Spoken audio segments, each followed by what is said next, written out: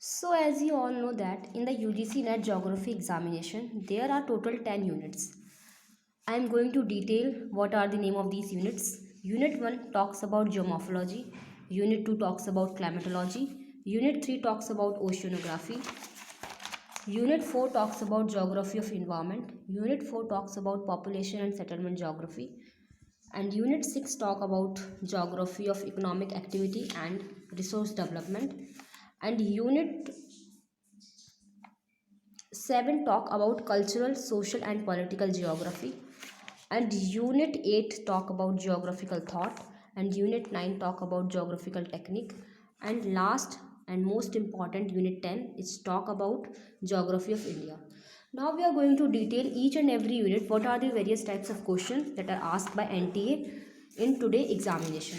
So this is genuine analysis of examination because I have also given this paper today in the second shift.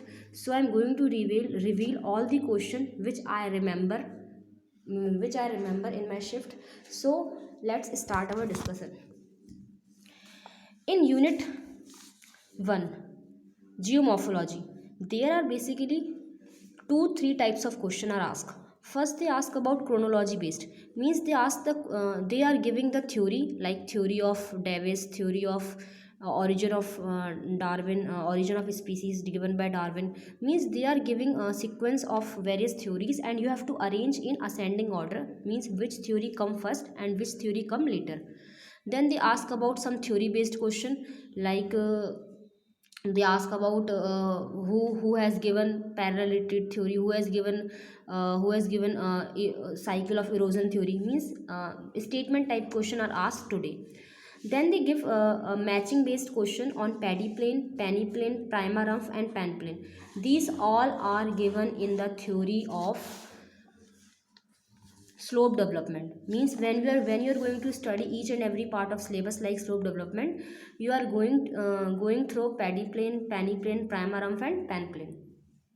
Then they ask about geomorphic hazards, like they are giving a question that in which among the following have highest speed, like earth flow, mud flow, solifluction or avalanche, which among has the highest speed of flow. So these are the basic questions that are asked in geomorphology.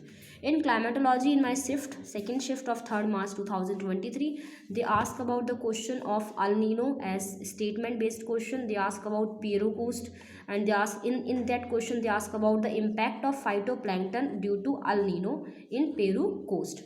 Then they ask about the troposphere, basically उन्होंने पूछा क्या था कि suppose करिए कि आपका जो अर्थ है उसमें ट्रोपोस्फेयर बना हुआ है, तो उस ट्रोपोस्फेयर की हाइट इक्वेटर में और पोल में कितनी है और इनका एवरेज निकालना है. तो they have asked this type of question. Then they ask one question that when at in which layer of the earth when height increases and temperature decreases, means उन्होंने ये पूछा था कि जैसे जैसे हम एटमॉस्फेयर में ऊपर जाते हैं तो टेम्परेचर हमारा क्या होता है, कम होता है. तो ऐसी कौन कौन सी लेयर है हमें वो बतानी थी.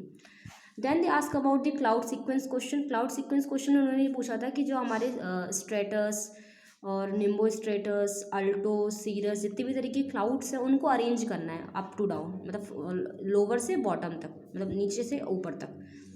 Then they ask question about heat budget. Heat budget में उन्होंने डायरेक्ट क्वेश्चन पूछा था कि when what percent of heat is reflected by our atmosphere to the sun, मतलब सन से जो हमारे पास हीट आती है उसका कितना परसेंट हीट डायरेक्ट बैक जाती है, वो क्वेश्चन उन्होंने पूछा था. In oceanography they ask about the question based on salinity on tropic of cancer and temperate zone, means they ask about the question कि अच्छा ये बताइए कि हमारी जो पृथ्वी है उसमें ट्रॉपिक ऑफ कैंसर है और टेम्परेट जोन है. तो आप ये बताइए कि जो ट्रॉपिक ऑफ कैंसर में में सैलिनिटी ज़्यादा क्यों होती है और यहाँ पे सैलिनिटी कम क्यों होती है.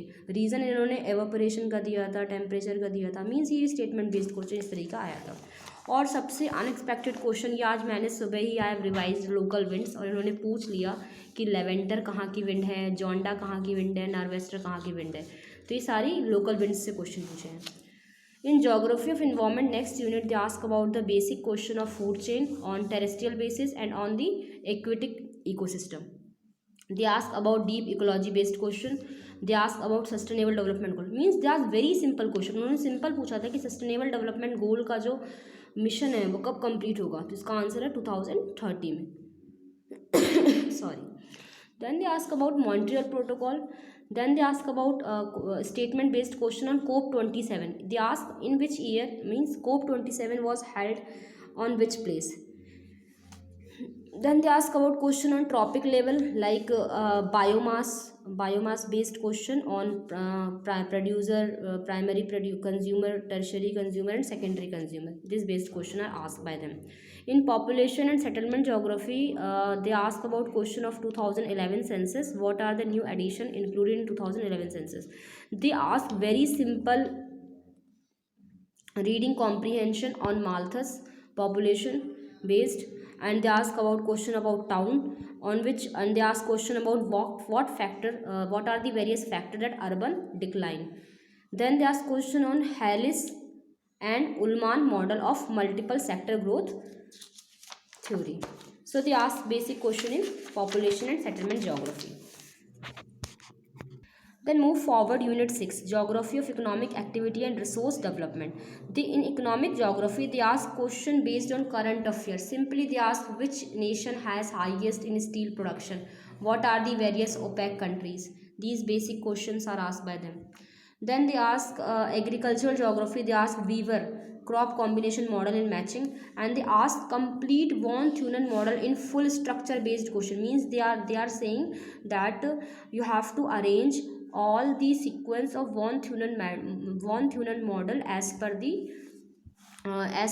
डायग्राम और एज पर दी वॉन थ्यूनन एजम्पशन. जो वॉन थ्यूनन ने जो एज्यूम करके बनाया था उसको पूरे को आपको सीक्वेंस में अरेंज करना है. उन्होंने डायरेक्ट पूछा था.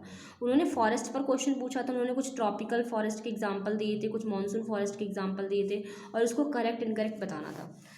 In geography of transport and trade, they ask question on spatial interaction. This is a statement based question. They ask statement दी थी उन्होंने spatial interaction पर, उसको हमें बताना था. उन्होंने WTO पर क्वेश्चन पूछा था. उन्होंने ह्यूमन डेवलपमेंट इंडेक्स में कौन से नेशन टॉप पर हैं उन पर क्वेश्चन पूछा गया था. Then in political geography, they ask question on nation states. Nation state कैसे बना, ऐसे मतलब उन्होंने एक सिंपल, देखो मैं बताती हूँ. उन्होंने 4 कंट्री दी थी और उन्होंने कहा था कि आप बताइए इन 4 कंट्री में से कौन सी कंट्री नेशन स्टेट नहीं थी. तो मुझे सिर्फ 2 एग्जांपल पे डाउट था. एक उन्होंने इजिप्ट बोला था, एक उन्होंने बेल्जियम बोला था, एक उन्होंने जापान बोला था और एक उन्होंने शायद आई थिंक इंडोनेशिया बोला था. हाँ, तो मेरे को बेल्जियम पर डाउट था तो मैंने बेल्जियम लगाया. अब आप बताइएगा कि नेशन स्टेट कौन सा हो सकता है. फिर उन्होंने पॉलिटिकल ज्योग्राफी, जैसे कि रेडजल जो है पॉलिटिकल ज्योग्राफी से बिलोंग जो करते हैं, उस पर बेसिक स्टेटमेंट पूछी थी. उन्होंने इलेक्टोरल रिफॉर्म पर एक क्वेश्चन बहुत अच्छा बनाया था. उन्होंने कहा था कि कुछ उन्होंने पॉइंट्स दिए थे, जैसे geography of symbol, geography of voting, geography of representation, geography of voting margin. आप लोगों को लगेगा कि शायद मैं पेपर शायद लिख कर लाई होंगी, लेकिन ऐसा कुछ नहीं है. मैंने सिलेबस खोला था, फिर मेरे को जो जो समझ में आता गया मैंने सारे क्वेश्चंस नोट करे. हाँ, ऐसा हो सकता है कि सारे क्वेश्चंस नहीं है ये, इसमें से मेरे को जो जो मुझे याद आया है, रिमेंबर हो पाया, मैंने वो सारे क्वेश्चन लिखने का ट्राई करा है.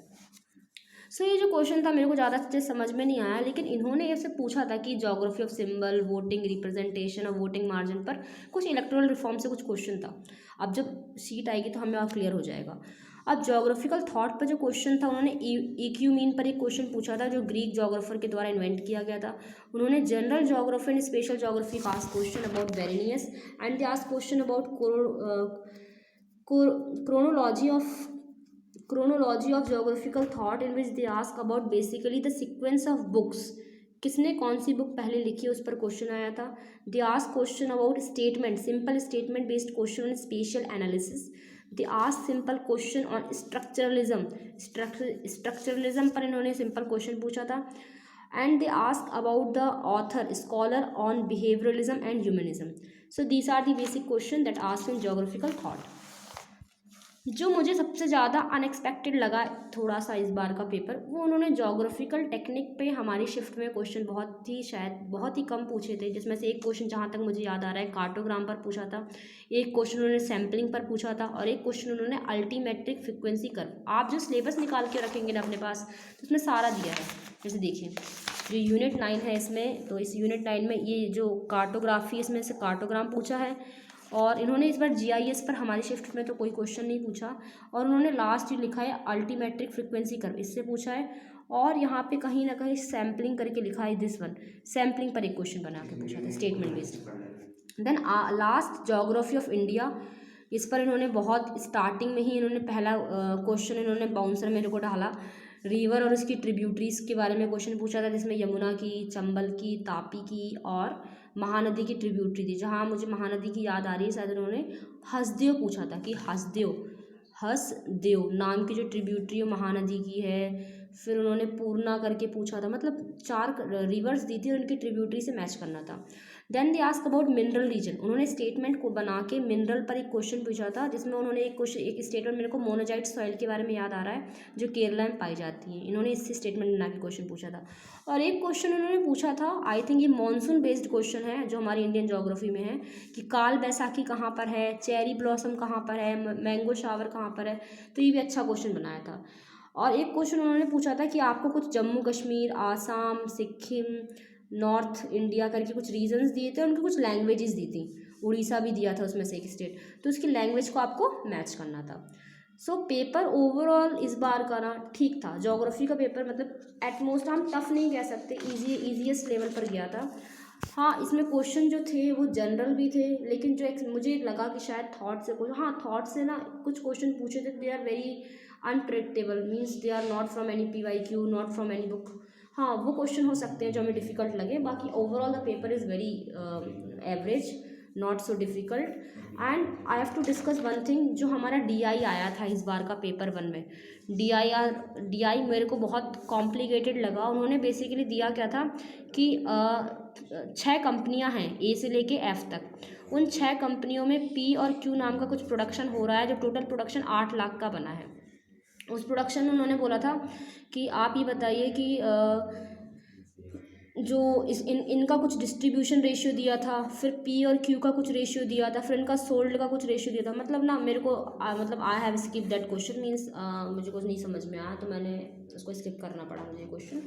उसके बाद उन्होंने क्वेश्चन, हाँ सबसे इंपॉर्टेंट जो लॉजिकल रीजनिंग जो आप लोग पढ़ रहे हो, उसमें जो फैलेसी वाले क्वेश्चंस हैं बहुत इजी आए थे, इतने इजी आए थे, मतलब मैंने ना ये टॉपिक बिल्कुल भी नहीं पढ़ा था, तो मैंने अपने मन से क्वेश्चन के आंसर्स करे हैं। लेकिन आप लोगों को I will advice you in the next coming shift कि आप लॉजिकल रीजनिंग के जो फैलेसी, जितने भी सिंपल क्वेश्चन है ना, वही पूछे जा रहे हैं।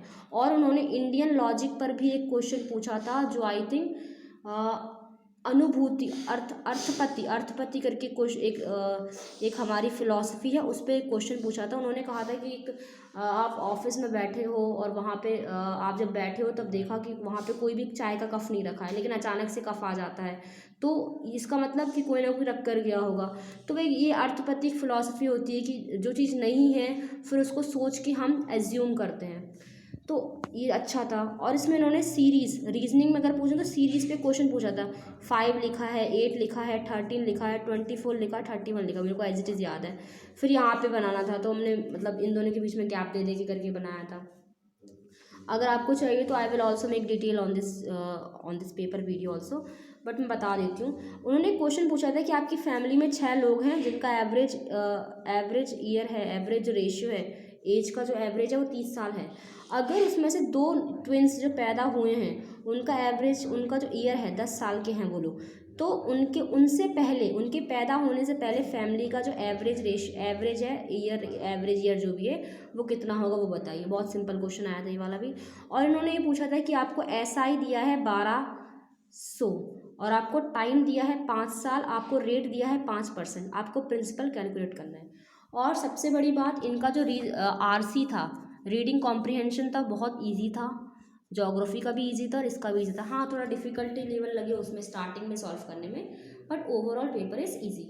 Now I am going to stop my video, hope for the result, better result, and if you have any doubt you can ask me to make video again on paper 1.